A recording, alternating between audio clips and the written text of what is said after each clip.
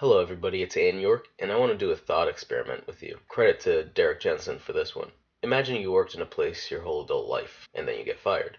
You don't have friends or family that can help support you in this time, so you quickly run out of money, and you can't pay rent. We're not even going to touch the fundamental injustice of rent existing for this video.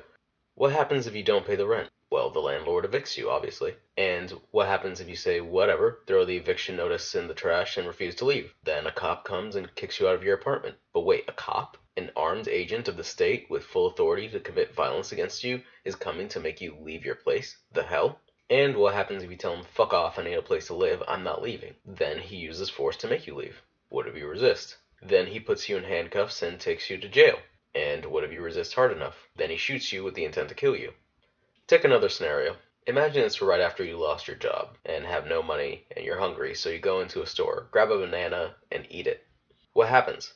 Well, the store clerk probably yells some expletive at you and makes a call, and a cop comes. Same guy. He's a real asshole, isn't he? And the same series of events go down. If you resist, he takes you to jail, and if you resist hard enough, you get shot with the intent to kill. So let's think about that. But the simple fact that you want a roof over your head and some food in your stomach, you can be put in a prison and in some cases even killed. Now, the point of this experiment isn't that you should not pay your rent and steal food from the supermarket. I'm legally obliged to tell you not to commit crimes and get caught. But I want to expand this experiment. Let's delineate a little from Jensen's original point and focus on the beginning of this thought experiment. You lost your job and have no one who can help support you or help you get back on your feet. You lost to your method of producing capital through labor, so you are relegated to crippling poverty. If we go deeper into it and ask why did you lose your method of selling labor, then the waters get murky and we need further context for a really detailed analysis. However, after thinking about it for a few days, I came to the conclusion that when you peel back all the layers and all the nuance and abstractions in our current capitalist wage system, being fired usually comes down to three basic things. 1. You did something you weren't supposed to and got canned. 2. The company did some layoffs and your department was downsized. Or 3. There was some union busting and you were one of the casualties. You break all of these down even further and it comes down to one basic principle: the power of bargaining between you and your employer. Let's unpack these. You did something you were supposed to and got fired. Well, obviously you should lose your job for that, right?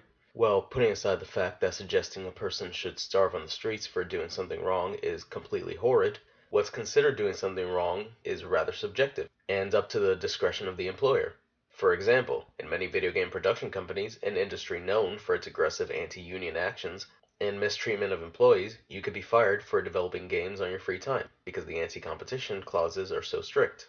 In my old job at Walmart, as well as Sam's Club and other such corporations, you could be fired for accepting tips. This is clearly not a comprehensive list, and I can make a whole video on stupid rules companies have as well as stupid reasons people have been fired. I think it's reasonable to say that these things are pretty ludicrous, and they aren't reasons to lose your livelihood for, and much less of a reason to go hungry and live in squalor for. And why can these companies impose these ridiculous rules? Because there is a discrepancy of power between the workers and the owners, and they can impose draconian measures like this because they know you need the job and the individual worker is expendable. Now, layoffs and downsizing departments so as to save money happens all the time. It happened to my mom. Luckily, we didn't lose our house thanks to my dad. This doesn't even have a moral justification other than market forces no one can control, which is absurd because that doesn't mean much to someone in danger of starving on the streets, and random market fluctuations isn't at all an excuse to condemn people to miserable poverty. But taking this further, why was it your department that had to be downsized? Why couldn't the CEOs reduce costs for utilities, for redundant services, or, God forbid, reduce their own generous pay? Why didn't your department get a say in it? To put it simply, our jobs are tiny dictatorships. We go there, slave away for 8 hours, then leave battered and exhausted, and get ready to do it again with no choice in any way of what goes on in the upper echelons and how you're managed. Within the model of private ownership, your labor, which is the thing we all really sell in a capitalist market, is always going to be nothing but a tool for the owning class to profit, and the moment they feel it's inconvenient to their profits, they can make you gone at the snap of a finger. But you can't really do the same if you feel your labor isn't being appreciated. You work or you starve until the market, really it's your boss, they just use the market as an excuse, decides you're not needed anymore. And I just thought of this last one as I was recording. What if the whole company goes under and everyone gets laid off? That's equal opportunity failure, isn't it? Well, not really, because all the workers might be in dire straits, but the capital owners are probably going to be fine. They may file for bankruptcy, but are probably going to have a few more goes at owning a business and tanking a few more of them. Even ignoring the fact that the big corporations a sizable amount of people work for these days can't really go under without wrecking the entire economy, the outcomes for the workers and capital owners are absolutely not equal. Also, when a company goes under, most CEOs just get hired at another big firm, and the workers there have no choice in the matter either. The people that were arguably responsible for your new financial crisis usually end up getting rewarded under capitalism. Lastly, there was some union busting, a bunch of people got axed, and you were one of the casualties. I'm kind of cheating with this one because it technically counts under doing something you shouldn't have done, but I made this its own subsection, not just because of my syndicalist tendencies, which we're going to dive into later in the video, but also because of the implications to capital that is starting a union. As I've said already, capital owners have us by the metaphorical genitals because the discrepancy of power is so massive. An individual worker can't do much to assert their authority over the manager of a business unless they have so much technical skill that they're able to negotiate their contracts. But these workers are usually very specialized and few and far between. They usually don't work for just one company, they work for many at a time, and they're not full employees, they're actually usually contractors. The specialists who are full employees usually have very lucrative contracts and way more power to negotiate them. Or they're working to build up experience so that they can have that negotiating power in the future.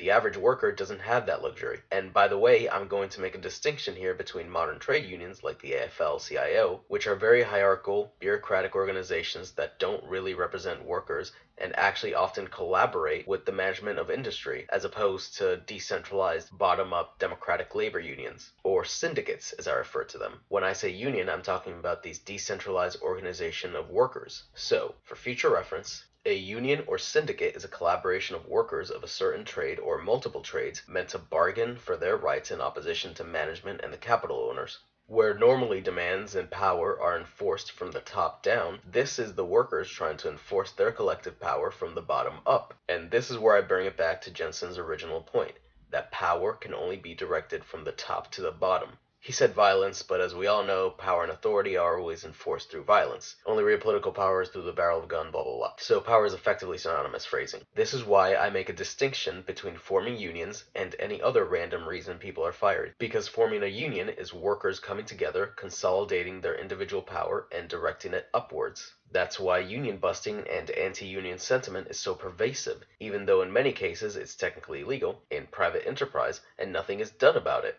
A union is power consolidating and being used to impose demands to the top of the hierarchies instead of from the top down as is considered normal.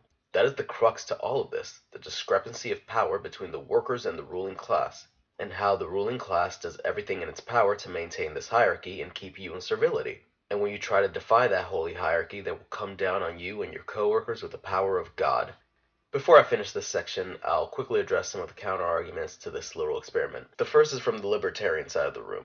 But it's a fair exchange. They're signing a contract. If you don't want to work there, you don't have to. Just work somewhere else. You're signing a mutual agreement between you and the company, so it's fine.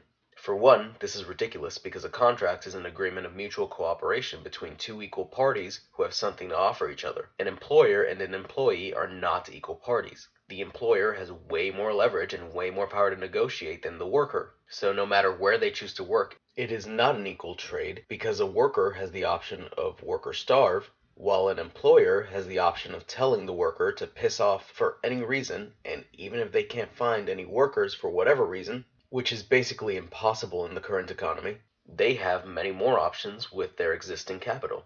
They can buy and sell stocks, restructure the company, put their money in a bank and let it collect interest, buy a real estate and do basically the same thing just with houses. The point is, employers have many more options than the average worker does. What's the worker's options? Work or starve. But they can go to a bank and get a loan and start a business. You know, it's always funny to me how people who tout capitalism as a desirable economic model don't know how it works whatsoever. Most businesses don't make it past their first year. Those market forces I mentioned take charge, and the people who try to be capital owners end up being on the same boat as an unemployed worker, except now with more debt. Once again, work or live in miserable poverty. And the petty bourgeois that do manage to survive and keep their small business afloat for a time still have better hiring leverage than the average worker, even if the lack of bureaucracy makes it more negotiable. The centrists would say there's a ton of social programs in society to keep you from being homeless or starving, or just move to where there's better work. For one, there's limited charities that help feed the hungry and nurse the sick and provide shelter for the homeless, most of which are very strained and unable to keep up with the amount of needy people out there. And in many times in my country, police literally come to arrest people who are feeding the homeless. Even in countries whose police aren't absolutely horrid and don't just let their homeless die in the streets after robbing them of what little they have, this doesn't change the fact that people are living in crippling poverty and have an incredibly hard time getting out of it. And if they do, they take anything they can get, even the most degrading, dehumanizing, or alienating work there is. All that this welfare state guarantees to people's livelihood is to put them in a temporary debtor's prison, to whip them into shape so as to serve capital again, and make sure they're extra good this time. I don't even want to dignify the just move argument, because any milquetoast social democrat can tell you why that's absurd. The free and open movement of peoples is harder than it's ever been before, even within countries. The struggle to move from one city to another is excruciating and incredibly costly, especially if you move somewhere you've never been to be with people you've never met. It's not an argument to be taken seriously. Finally, we arrive on the social democrat aisle. But people won't have to starve if we have a strong welfare state that helps its citizens. We don't really need to end capitalism to solve this, do we? First of all, yes, a welfare state would allow the individual worker to have more power to bargain for their labor and impose their desired conditions on labor. This, however, is a temporary band-aid, not a solution unto itself. Social democracy still allows for the private ownership of the means of production, which is still a massive imbalance in the bargaining power of the workers and private corporations, albeit softer. Second is the durability of welfare states. In my country, ever since the social democratic policies of the New Deal brought the United States economy out of the Great Depression, the moneyed interests in this country have been doing everything short of revolution to eat away at these social policies. I and my generation probably won't even get Social Security because it's been so defunded. In the UK, the NHS and other social welfare programs keep getting slashed again and again, and are in danger of almost being destroyed outright by the right-wing proto-fascist party also known as the Tories. Capitalism and the accumulation of capital by private owners is antithetical to a democratic society. You cannot have a functioning democracy within capitalism. Democracy relies on an informed, active populace, and when one ever-shrinking class has the capital to manufacture consent and pay for the campaigns of politicians, to get their legislative agendas passed at the expense of others, you cannot have a functioning democracy. Social democracy can only ever function as a step towards socialism. Only when the means of production aren't privately owned can you have a functioning democracy. In capitalism, there will still always be an insurmountable imbalance of power between workers and capital owners, and that great discrepancy of power and agency is the ideological basis for what we call wage slavery. And if you thought these last couple parts were a little too dialectical, well, buckle in, because the ride ain't over yet.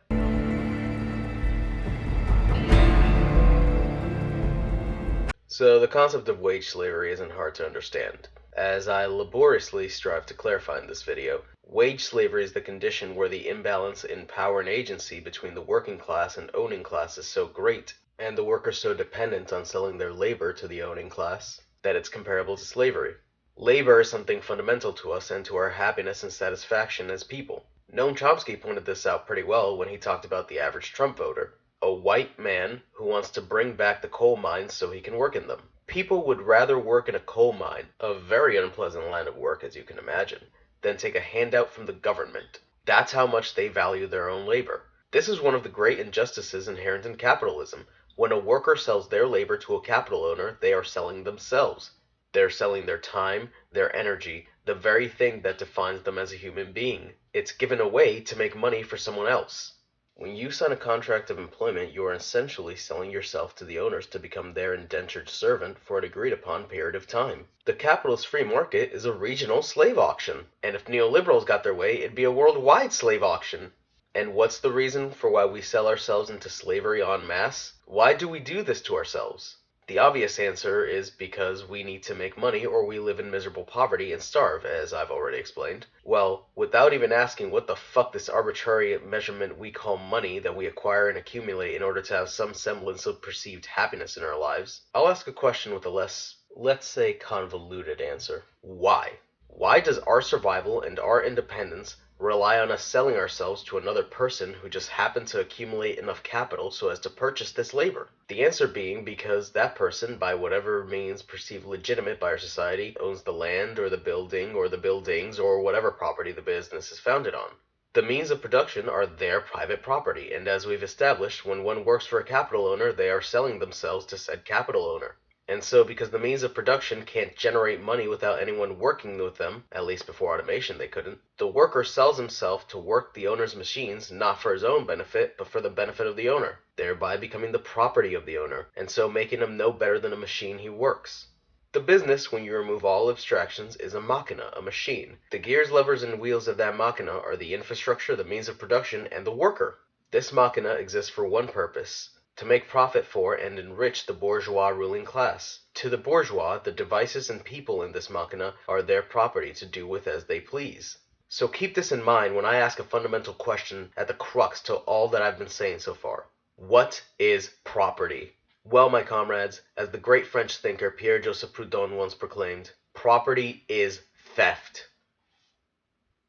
If I were asked to answer the following question, what is slavery? And I should answer in one word, it is murder, my meaning would be understood at once. No extended argument would be required to show that the power to remove a man's mind, will, and personality is the power of life and death, and that it makes a man a slave. It is murder. Why then, to this other question, what is property? May I not answer likewise, it is robbery, without the certainty of being misunderstood, the second proposition being no other than a transformation of the first. Pierre-Joseph Proudhon, What is Property, 1840. Now, this did cause a lot of confusion to many people, including none other than Karl Marx and Max Stirner, who both expressed the sentiment that the idea of theft presupposed the idea of property, and so saying property is theft makes no sense. This is one area where Proudhon did screw up in his writing. He didn't distinguish between personal and private property. Other people had to clarify afterwards. So we'll make a really quick clarification right now. Personal property is stuff you own and exists pretty much just for your sake. Stuff like your car, your fridge, or your phone. For the most part, you can't make money off these things, except in some rare exceptions, like if you're an Uber driver or something. But generally, these things don't really turn a profit. Private property, however, is something you can turn a profit from. Things like a factory, shares in a company, real estate, farmland, and office space. Taking this into consideration, we can reason that when Proudhon said property is theft, what he was saying was the act of one person profiting from and living off the labor of another is theft. Capitalism is a systematic form of robbery. When you are grinding away as a cog in the capitalist machina so the bourgeois can extract the fruits of your labor, you are being robbed. Your humanity is being stolen from you, and you are being made a slave. And the only true answer to being made a slave is to liberate and own yourself. Break the chains.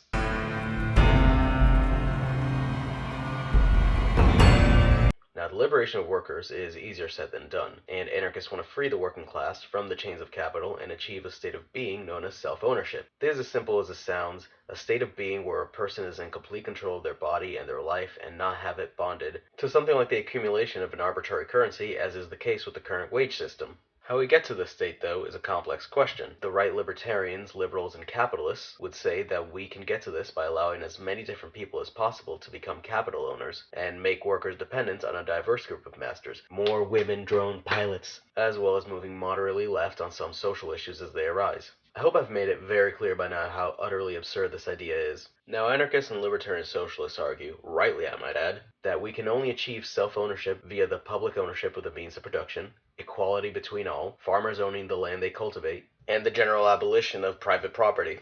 There are also new currents in the anarchist movement like info-anarchism and anarcho-transhumanism, which concern themselves with the appropriation of technology and the dissemination of information on transparent democratic principles. We'll talk about this more in depth when I go over these subjects in a future video. How we get to this state of self-ownership will ultimately depend on our strategy, and the one I'm favorable to is anarcho-syndicalism. So I had a whole little subsection on anarcho-syndicalism in my last essay, which you should definitely check out, link in description, as just an introduction to its principles and what it is, as well as the other strategies of anarchism. But here I'll explain specifically why I believe it's the best to solve the particular problem of wage slavery, and it hinges on the revolutionary potential of syndicates. As I've already stated, a decentralized democratic free association of workers is what I define as a union or syndicate, and it is so important for the struggle towards self-ownership because of the implications of consolidating the collective power of the working class and making demands upwards towards ruling hierarchies. And what makes it so powerful is that the ability of this free association to enforce demands on power hierarchies isn't only limited to the owners of capital but can be directed towards the state itself. There are multiple reasons for this. First is because the state is in bed with the bourgeois class, and so an injury to them is inherently an injury to the power hierarchies enforced by the state. Second is because one of the main priorities of the state is the economy, and the economy is at its core wholly dependent on the workers. Labor theory of value and all that. Don't believe me? Look at how the stock market reacted to the idea of workers being kept at home under quarantine due to the recent COVID-19 crisis. Puts a damper on the whole Randian great man theory, doesn't it? When workers engage in direct action against capital owners, they are directly attacking the economic superstructure which inherently affects the state. Third, workers' direct action has a different response from the state than outright revolt does and is much more effective. During a revolt of some kind, the agents of the state, their armed forces and police, consolidate to protect the capital and maintain and use the most effective wartime tactics to crush the revolt of mostly inexperienced and undisciplined masses of people. During a general strike, however, the military is scattered all around the nation and works to protect the vital infrastructure and capital owners. And military discipline is relaxed because if it ends up being a bloodbath, it's going to be bad optics for the state and will hurt them in the long run. Because no one really wants to turn on the news and see the state gunning down innocent citizens. Not to mention, the state would be directing its scattered soldiers to gun down their fellow citizenry who aren't doing anything to the troops directly. As Rudolf Rocker points out, in this situation there's always a chance that the soldiers will realize what they're doing and defect to the strikers. Lastly, direct action allows workers to build class consciousness and helps them organize to reshape around democratic principles and mutual aid, like what happened in the Seattle General Strike. That is the power of a syndicate, where a modern trade union needs to work within and in collaboration with the state. A syndicate is a marriage of the duties of labor and the duties of government that can exist independent of a state and in fact even supplant the state. I made a brief comment in my previous video essay about direct action as well, but we're going to go more in depth on these strategies here. Now, the general strike is the most powerful and well-known tool the workers have at their disposal. As I alluded to above, the general strike can bring down an economy, but it's not the only one. There are many ways to do this. Recently in Japan, there was a bus driver strike bargaining for competitive wages. And so as not to be accused of refusing the general public an essential service, the bus drivers came up with an ingenious solution where they still ran their routes, they just didn't charge anyone bus fees for it. Another such tool is the sympathetic strike, where workers of other industries strike in solidarity and to support the workers in the industry currently engaging in a general strike, which helps get the word out to people that the strikers aren't alone. This also helps build solidarity, consciousness, and collaboration within the working class. There are also boycotts of products from companies that don't treat their workers fairly. While not so feasible today because of how centralized capitalist power is and how many monopolies exist today, it is still a blow to the capitalist class. Keep in mind, however, boycotts can only work in conjunction with other methods of direct action. Lastly is sabotage, which could be considered a violent form of direct action, but there are many ways to go about it. All sabotage is meant to do is make it impossible for strikebreakers to let the workplace keep running during a strike. This can be done through the breaking of machines, yes, but it can also be done through sit-ins. In this case, workers sit down at their station and just don't work, making it so nothing gets produced, and strikebreakers or the moving of equipment are rendered ineffectual. The Japanese bus strike I mentioned already is an example of this, and there are many more. The important thing about sabotage and direct action in general is that it is never done to harm the consumer. In fact, in the case of social strikes, it's done to protect the consumers from the pernicious actions of capital owners. Direct action is a way of hitting one class of people who like to think they're invincible where it hurts.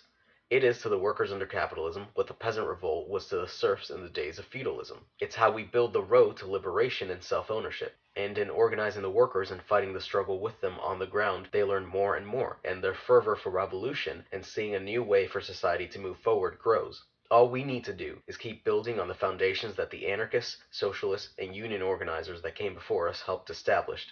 Pick up your tools and organize your workplace.